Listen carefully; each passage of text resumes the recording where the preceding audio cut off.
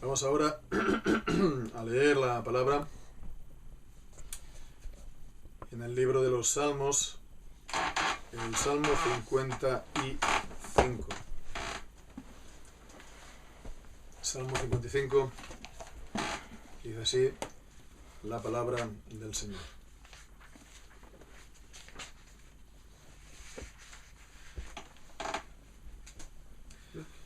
Al músico principal en Neguinot, Másquil de David. Escucha, oh Dios, mi oración, y no te escondas de mi súplica. Atiéndeme y respóndeme, clamo en mi queja y bramo, a causa de la voz del enemigo, por la opresión del impío, porque echaron sobre mí iniquidad, y con furor me han sido contrarios.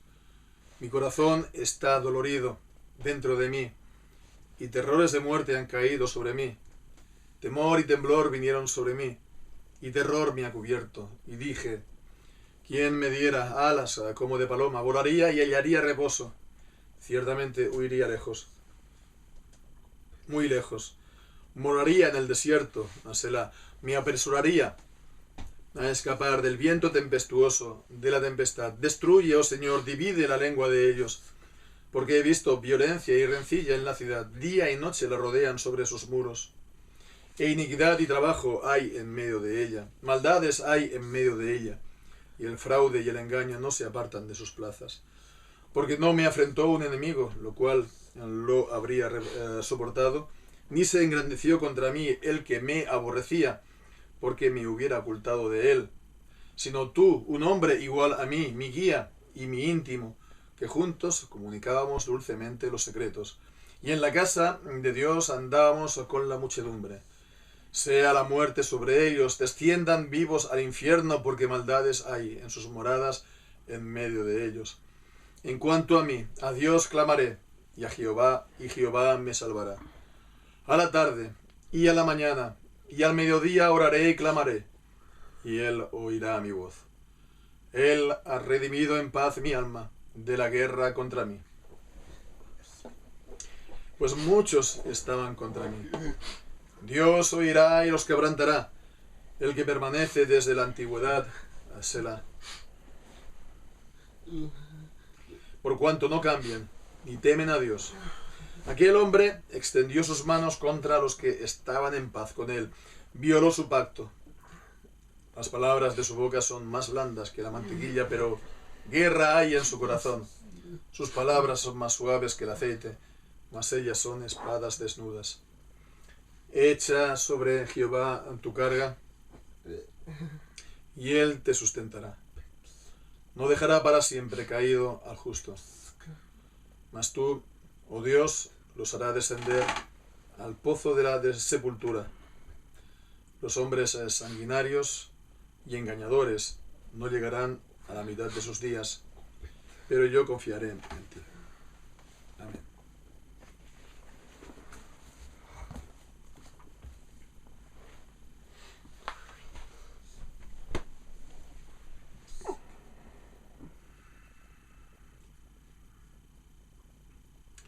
Pues veíamos la semana pasada, y retomando entonces aquí el libro de los Salmos en esta sección, ¿no? Esta sección que, bueno, que a pesar de estar bastante después, ¿no?, del Salmo 18, sabemos, ¿no?, que el Salmo 18, el Salmo que cantamos, ¿no?, te amo, oh Señor, te amo Jehová, fortaleza mía, que David compuso cuando Jehová lo libró de la mano de Saúl y de la mano de todos sus enemigos. Entonces vemos, estamos ya en los Salmos 50 y tantos, ¿no?, en el 54, 55. Entonces hasta el Salmo 60, estos 7 salmos, vuelve a tratar sobre todo de los enemigos.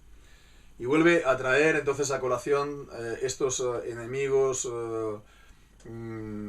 sobre todo antes de la entronización de David, ¿no?, aunque también después, escritos después. Y bien, pues realmente vemos cómo David, por así decirlo, tenía un buen repertorio, ¿no?, de enemigos, ¿no? Cada salmo prácticamente está hablando de uno distinto. está hablando el Salmo 54, el anterior, de aquellos que estaban al acecho, de aquellos que habían sido pues cercanos, pero que se habían vuelto enemigos por falta, sobre todo, de temor de Dios.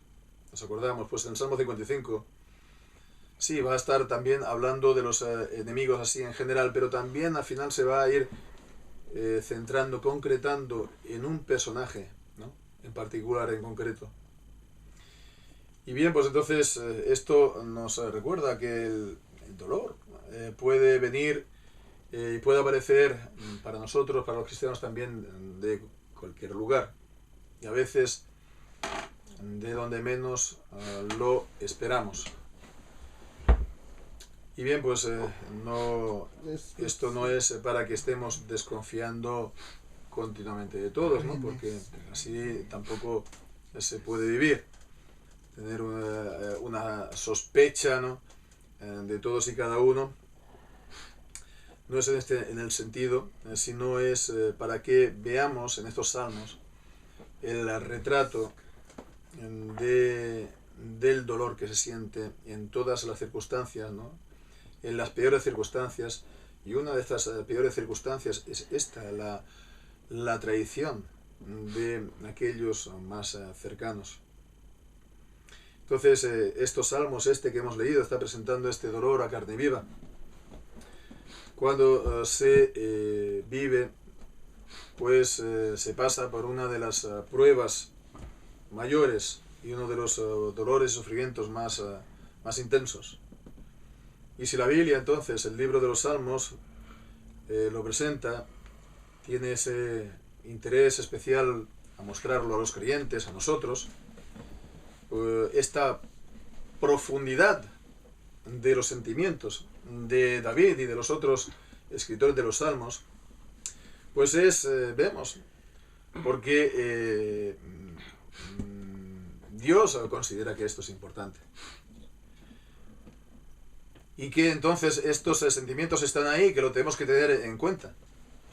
Que no hemos de considerarnos algo como que nosotros hemos de estar por encima de ellos. Que nos son ajenos, ¿no? O somos ajenos a ellos y que o somos inmunes, ¿no? Nos han puesto la vacuna. Que no los hemos de negar. Que no los tenemos que reprimir, que no los tenemos que inhibir, ¿no? Que no, el cristiano no es la viva imagen de un estoico, ¿no? Que es capaz de poner la mano en el fuego y chamuscarse la mano sin inmutarse, ¿no? Entonces vemos aquí en los salmos, en este salmo tenemos toda una gama de emociones que van desde lo más bajo hasta lo más alto. Toda una gama de emociones que son como colores, ¿no? Como todo este abanico, esta paleta de colores en la paleta también del pintor, ¿no? Entonces, aquí en este salmo sobre todo nos encontramos agrupados cuatro temas grandes, cuatro grandes temas, ¿no? Comenzando que es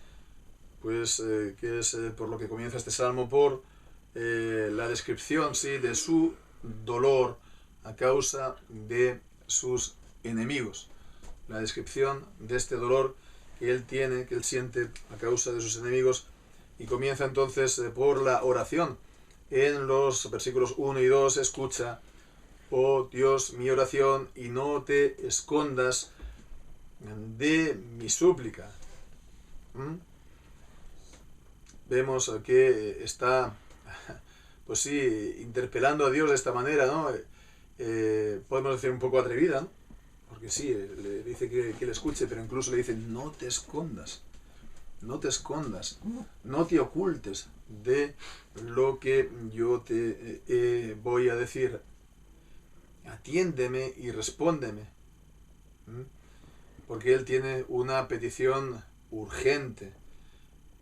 Dice, clamo en mi queja y bramo. Hasta este punto dice, bramo. En las actuales, muchas veces se utiliza la palabra conmuevo. Yo me conmuevo, pues estoy conmovido. Bueno, bramar con viene bastante bien a lo que dice esta palabra, que es conmover. Él, por lo que él dice, no solamente está conmovido, sino que conmueve también a quien lo vea. En el versículo 3 leemos: a causa, sí, de la voz del enemigo. Está entonces enumerando entonces las causas, los motivos de esta queja, de este clamor, de este ruego tan urgente. Primero, la voz del enemigo, lo que ellos pues dicen de mí, por la opresión del enemigo, porque ellos me están oprimiendo. Y dice, porque echaron sobre mí iniquidad, ¿no? Echaron sobre mí iniquidad. Entonces ellos están pues con iniquidad persiguiéndome, y dice también pues con furor me han sido contrarios. Ellos me atacan con furor, con rabia. Evidentemente cuando se está todo esto, sufriendo todo esto, pues entonces el resultado, ¿cuál es? El dolor, evidentemente. Mi corazón, versículo 4, está dolorido dentro de mí. Y el miedo a la muerte. Dice, terrores de muerte han caído sobre mí. E insiste, temor y temblor vinieron sobre mí y terror me ha cubierto. El miedo. El miedo ante enemigos más numerosos, más poderosos, de lo que ellos no solamente han hecho, sino de lo que ellos pueden hacer. El miedo, ¿no? Pues que vemos hasta el punto, ¿no?, de llegar al terror, y como que esta imagen que el terror te sepulta y no puedes hacer nada. Entonces cuando uno está en esa situación, pues uno está paralizado del miedo, paralizado del terror. ¿Y cuál es la reacción que tiene aquí David? Dice, dije, versículo 6, ¿quién me diera alas como de paloma? Volaría y hallaría de reposo. Ciertamente huiría muy lejos, moraría en el desierto. Palabras que, bueno, también pues recuerdan lo que en otra parte leemos en los Salmos, en el Salmo 139, en otro contexto, cuando dice...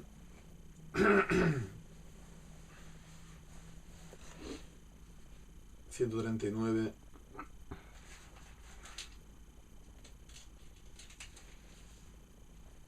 Si tomare las alas del alba y habitar en el extremo del mar, aún allí me guiará tu mano.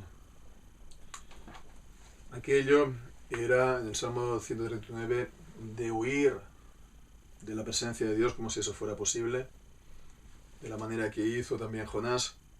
Aquí es de huir en contra de esta situación del peligro de los enemigos. La reacción de querer dejarlo todo. La reacción de decir, mira, esto ya es demasiado para poderlo soportar, ¿no?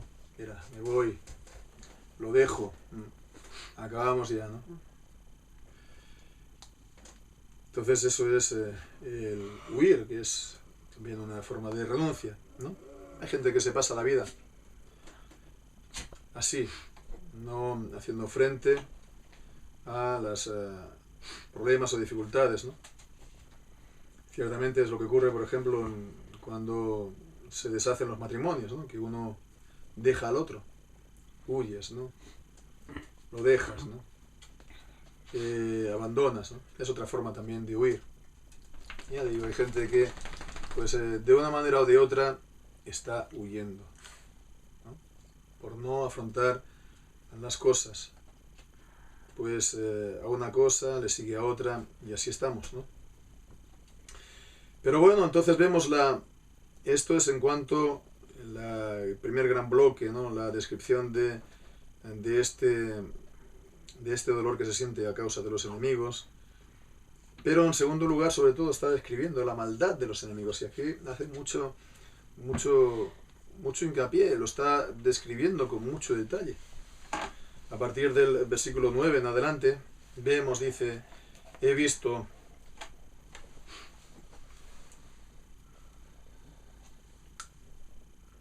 destruye, oh Señor, divide la lengua de ellos, porque he visto violencia y rencilla en la ciudad. Violencia. Y rencilla, contienda, es pleitos, ¿no? Disputas, también legales. Y vamos, vemos también la imagen que se utiliza en el versículo 10, día y noche. La rodean esta ciudad, dicen, sobre sus muros, ¿no? Como estos centinelas, ¿no? Que están rodeando para vigilar, pues para protección de la ciudad, pero aquí es precisamente para atacarla. Es una imagen que nos presenta una amenaza. Y también habla de la iniquidad y el trabajo que hay en medio de la ciudad, ¿no? Entonces el daño que se hace a otros, el trabajo es el daño que se hace a otro, ¿no? El perjuicio que se hace a los demás. También dice, maldades hay en medio de ellas, ¿no? Iniquidad, trabajo, maldades también hay en ellos, y el fraude también, y el engaño. No se apartan de sus plazas, del lugar de encuentro, digamos, de la vida en sociedad. Y todo esto, pues entonces es lo que ocurre cuando desaparece el temor de Dios.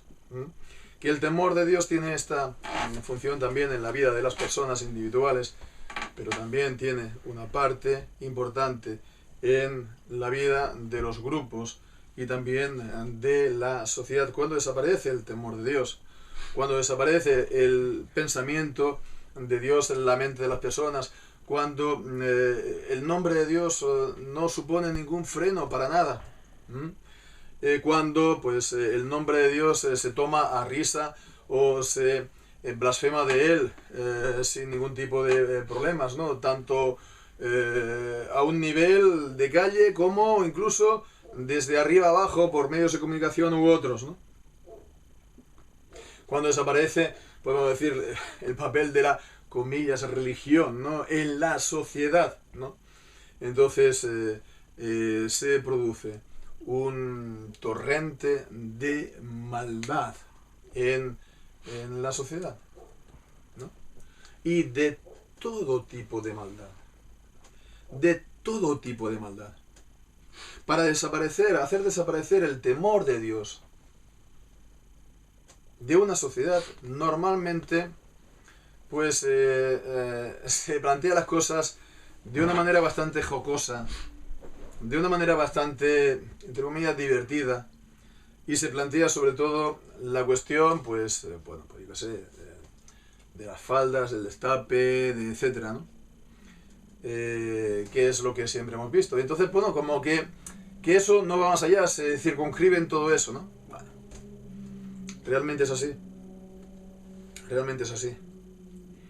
Es decir, que si desaparece el temor de Dios, esto solamente va a ser que la gente va a ser más desinhibida o promiscua, etcétera, etcétera. Solamente va a ser eso. No va a extenderse a todo tipo de maldad. No va a extenderse a, por ejemplo, a violencia. No va a extenderse al crimen. No va a extenderse a quitar la vida de los semejantes impunemente y que pues crecen todo tipo de violencias, ¿no? Y es muy interesante ver cómo están las cosas, ¿no? en nuestra sociedad, en nuestro país, por ejemplo, ¿no? Leía, por ejemplo, hace bien poco, que a un conocido actor de aquí de España, pues le están pidiendo 28 años de cárcel por evasión de impuestos. 28 años de cárcel, ¿no? Y bueno, pues si uno piensa que Si uno le quita la vida al rey aquí en España, le van a caer 25 años como mucho. O si uno le quita la vida a otro semejante, ¿no? Un homicidio, le van a caer entre 10 y 15 años por un homicidio aquí en España. Y si eso le sumas a que hay obligadamente reducción de penas y que por 2 días trabajados te quitan un día de pena, entonces quitar la vida a un semejante aquí en España no tiene ningún tipo de valor de cara a los gobernantes o a los jueces, al sistema como se ha transformado así la sociedad. El mayor delito es mentir al Estado, pero quitar la vida a un individuo, a una vida individual, no tiene ningún valor. Es así, no tiene ningún valor. ¿Cómo no tiene ningún valor la vida de los ancianos ahora y de los enfermos con la eutanasia? No tiene ningún valor la vida. Las disponen de la vida de las personas a voluntad. ¿Y todo esto de qué viene? Pues todo esto viene de haber desaparecido, por supuesto, el temor de Dios de delante de los ojos de las personas. Entonces, sí, viendo, por ejemplo, las penas que se dan en el Código Civil, pues entonces, o la ausencia de penas, se entiende perfectamente el tipo de sociedad que se ha querido hacer o moldear, ¿no? Y en el tipo de sociedad que vivimos y todo esto, porque la sociedad se ha apartado también, pues, de las leyes de Dios, de las leyes reveladas de Dios en cuanto a todos estos asuntos, ¿no? Entonces vemos, ¿no?, la vida en sociedad y la maldad, pero también vemos que en este salmo se concreta todavía más. Porque vemos el versículo 12 y versículo 13 está hablando primeramente porque no me afrentó un enemigo, lo cual habría soportado, ni se engrandeció contra mí el que me aborrecía. No fue solamente un enemigo, sino que dice, yo en ese caso me habría ocultado de él, no me habría yo escondido, está todo claro, ¿no? Sino que fue, dice, un hombre igual a mí, versículo 13, mi guía, literalmente un jefe de 1000, mi guía, ¿no? Y dice, mi íntimo, aquella persona íntima, y no solamente esto, dice, aquel que tenía compañerismo, aquel que tenía, decimos, comunión, dice, que juntos comunicábamos dulcemente los secretos, ¿no?, a un nivel personal, e incluso, fijémonos, dice, y en la casa de Dios andábamos con la muchedumbre. Incluso también en las cosas del Señor. Entonces vemos, todas estas cosas pueden venir de donde menos a uno se lo espere. ¿No es lo que conoció nuestro Señor Jesús con Judas, por ejemplo? Este, pues, colaborador íntimo que mojó el pan en el plato del Señor. Si incluso él lo vivió, el Señor Jesús, es extraño que nosotros lo podamos llegar a conocer también alguna vez. Pero no pensemos, ¿no? También es la experiencia de David. Saúl mismo, ¿no? Su propio suegro. Ahitofel, no sé si nos acordamos de quién es Ahitofel, ¿no? El consejero que aconsejó a Absalón, ¿no? Que era también, vemos, un gran colaborador, consejero de David, su hijo Absalón mismo. Pero no pensemos que ahí se queda la cosa, porque el mismo que escribió estas palabras, Urías, David, ¿qué hizo con Urías? Que fue uno de sus colaboradores más cercanos y más valiosos, ¿no? Según 2 Samuel 23:39. O sea que él mismo también estuvo también, pues, en esta misma situación de poder llegar a faltar a la fe, a la fidelidad a compañeros y amigos muy cercanos. Nadie está entonces exento. Ni siquiera nosotros estamos exentos de faltar a los demás en este sentido. Hemos, por lo tanto, de hacer atención también a nosotros y a nuestro propio corazón y hacer lo que dice el Señor Jesús en cuanto a la astilla, a la paja en nuestro ojo, en el ojo de los demás, y a la viga en el nuestro. Hemos de hacer atención a nuestro propio corazón en el temor del Señor, como estamos viendo.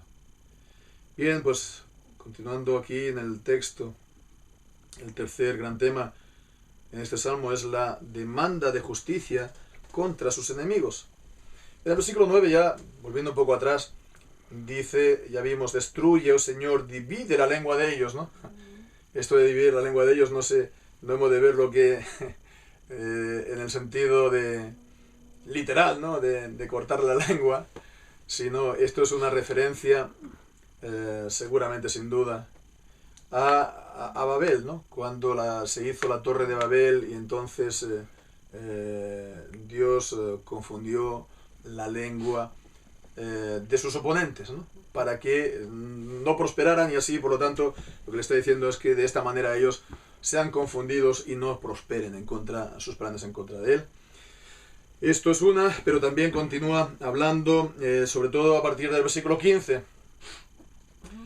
Después de hablar de este caso, ¿no? De este cercano, de este guía, de este familiar, dice, sea la muerte sobre ellos.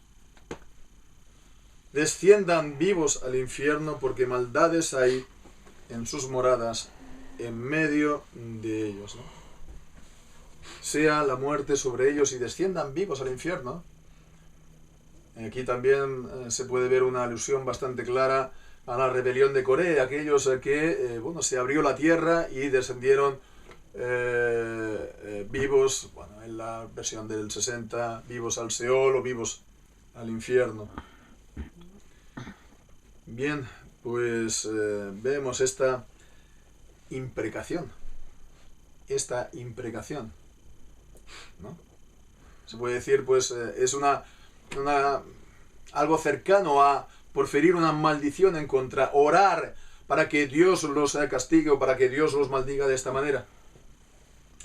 Esta cuestión tan, podemos decir, recurrente, ¿no? Al ver a los salmos, ¿no? Esta cuestión también recurrente de la gente en contra también de los salmos, ¿no? Porque sabemos que, la lectura, podemos decir, típica, ¿no?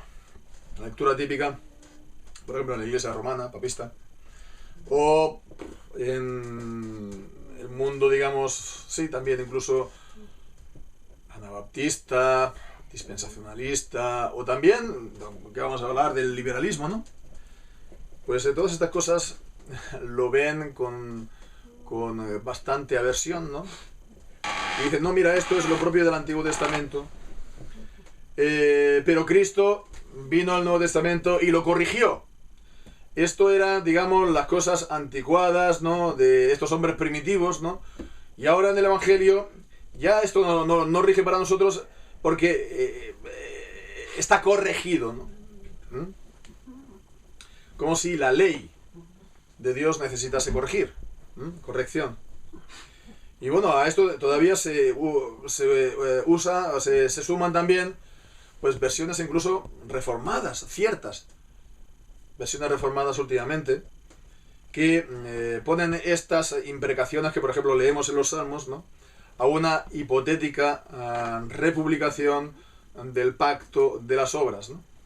No en el sentido de que la ley en sí misma demanda bendición y castigo, ¿no? Sería en ese sentido un pacto de obras, la ley en sí misma, pero ellos lo entienden, esa republicación, en un sentido real, que se republicó, ¿no?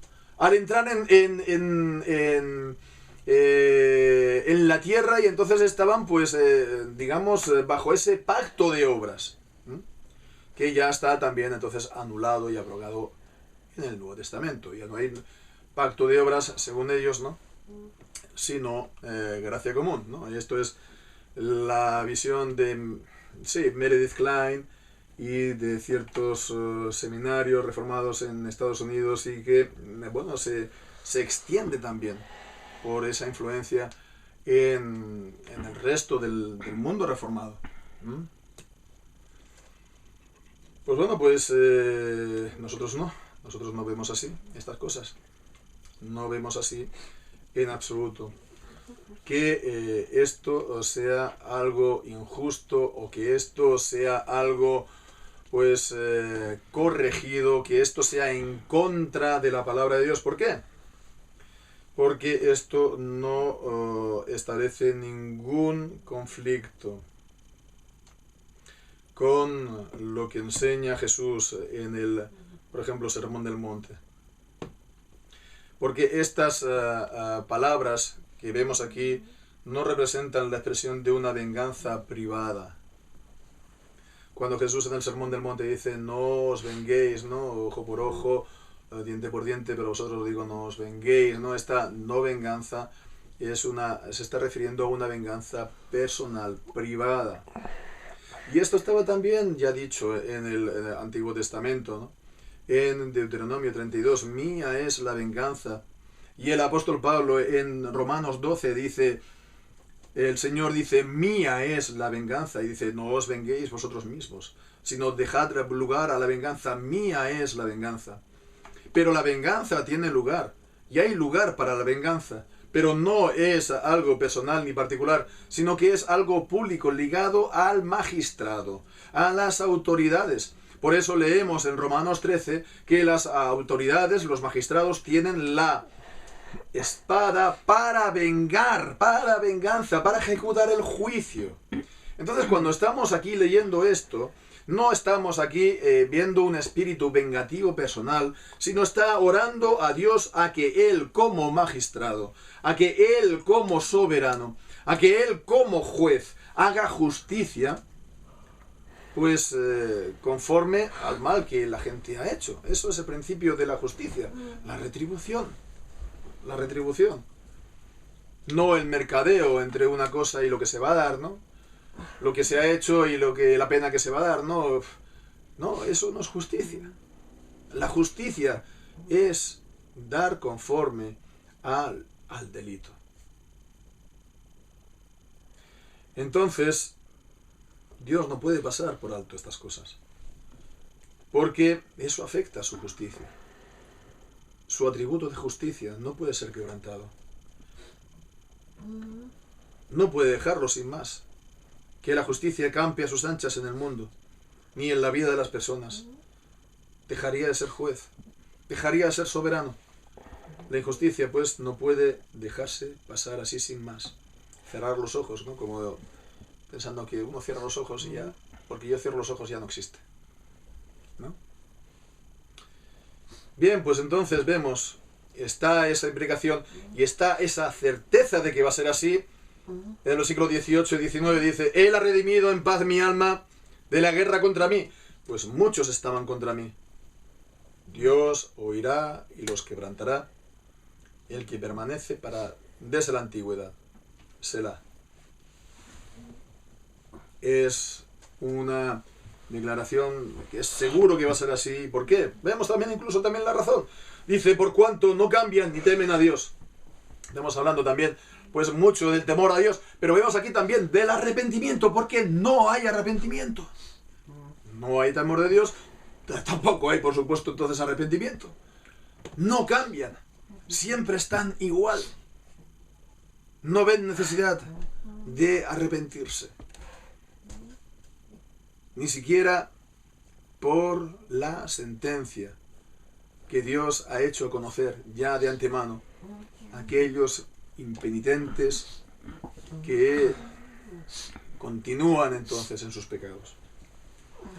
Qué gran entonces advertencia es esta, que todos hombres, todos los que escuchan pues la ley del Señor y sus mandamientos y sus advertencias, corran arrepintiéndose de sus pecados. Aquel que verdaderamente los puede pues salvar de tanto de culpa como también de castigo, que es el Señor Jesucristo y su muerte en la cruz.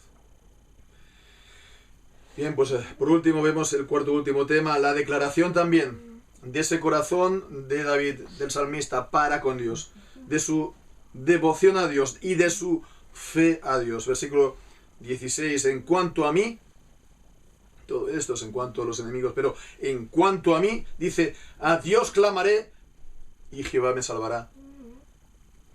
Hay esta, pues, seguridad, hay esta cercanía. Si yo clamo, Él me escuchará. Y lo que decimos, ese corazón vuelto a Dios continuamente. Versículo 17, a la tarde y a la mañana y al mediodía oraré y clamaré. En el templo se tenían que presentar dos sacrificios, el sacrificio de la mañana y el sacrificio de la tarde. Y vemos que Él también dice, y al mediodía. Y vemos en el libro de Daniel que Daniel está orando 3 veces al día. Y vemos también que en el Nuevo Testamento el apóstol Pedro se subió al terrado a la hora de mediodía antes de comer a orar. Con lo cual vemos que es también un modelo y un reto y un desafío que la palabra de Dios nos plantea, nos pone delante, sobre todo pues aquellos que tenemos el ministerio de la palabra y la oración. Bien, dicho esto, vemos entonces de dónde está esta seguridad, de esta cercanía a Dios, de orar a Dios. Normalmente este texto, este salmo sobre todo está hablando de la oración, de orar a Dios. Así comienza. A ti oraré y tú responderás. Y aquí vemos que esto proviene, esta seguridad y esta calma, ¿no? Y esta paz proviene, sí, de llevar todas estas circunstancias a Dios. Y eso es entonces lo que hace que, aunque uno haya pasado por todo ese terror, uno pues se puede confiar en Él. Y así pues acaba este salmo, versículo 23. Los hombres sanguinarios y engañadores no llegarán a la mitad de sus días por este juicio de Dios, ¿no?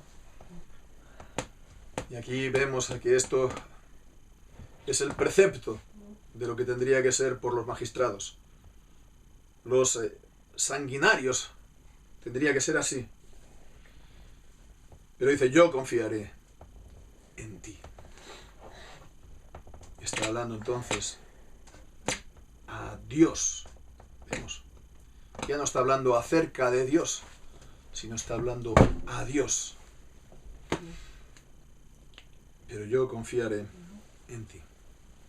Que, en conclusión, ¿qué podemos acabar entonces este salmo? Pues haciendo atención a esta palabra de exhortación en el versículo 22. Echa sobre Jehová tu carga, y Él te sustentará. Toda esta descripción vemos de todos estos sentimientos, ¿no? De todo este dolor, de este gran terror, de este deseo de huida, de este miedo, de esta indignación también. Pues, ¿para qué lo dice? Pues para que cada uno de nosotros, ¿no? Cada uno en sus propias circunstancias. Cada uno son distintas. Pues entonces nos podamos ver reflejado en ellas. Para que podamos decir, mira, habla de mí. ¿Ves? ¿Por qué? Porque yo me siento así. Porque yo me siento así. Porque yo tengo también miedo, ¿no? Por mis opresores, o por mis dificultades, o por lo que sea. Yo tengo que hacer también frente a grandes adversidades. Mira, yo estoy agotado por lo que me han hecho. Mira, yo estoy agotado por el mal de la sociedad, ¿no? Como Lot, que afligía cada día su espíritu al ver la iniquidad rampante en Sodoma y en la sociedad. Y todas estas cosas, pues, son cargas demasiado pesadas para nuestros hombros. Y hemos entonces de pongamos entonces este peso en Dios, ¿no? Echa tu carga en Dios, en Jehová. Échala, vamos, lánzala, ponla sobre Él, ¿no? Que tu oración sea, entonces, esta manera de poner esta carga sobre los hombros de Dios, para que Él sea quien lo trate, para que Él sea quien de esta manera te sustente. Él te llevará en la mano, te contendrá en sus manos. Y esto es, pues, lo que nos dice, pues, la palabra de Dios, ¿verdad? Que hemos de encomendarnos a Él. En 1 de Pedro, capítulo 4.